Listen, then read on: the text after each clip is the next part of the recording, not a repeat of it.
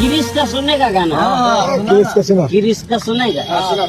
अरे दिल न दिया दिल न लिया, दिल न दिया दिल न लिया, दिल न दिया दिल न लिया, तो बोलो बोलो बोलो क्या किया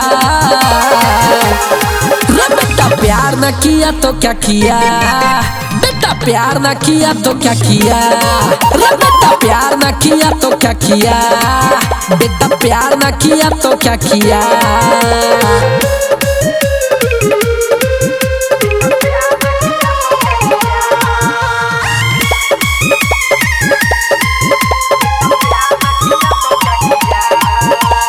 व्यर्थ ही जीवन जाएगा, कुछ ना तू कर पाएगा, पछताएगा तू बुढ़ापे में, तब तुझको समझ आएगा।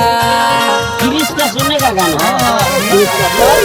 व्यर्थ ही जीवन जाएगा, कुछ ना तू कर पाएगा, पछताएगा तू बुढ़ापे में, तब तुझको समझ आएगा।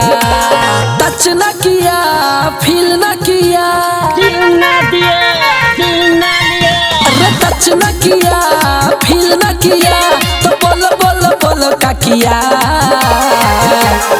रे बेटा, प्यार न किया तो क्या किया बेटा, प्यार न किया तो क्या किया रे बेटा, प्यार न किया तो क्या किया बेटा, प्यार न किया तो क्या किया।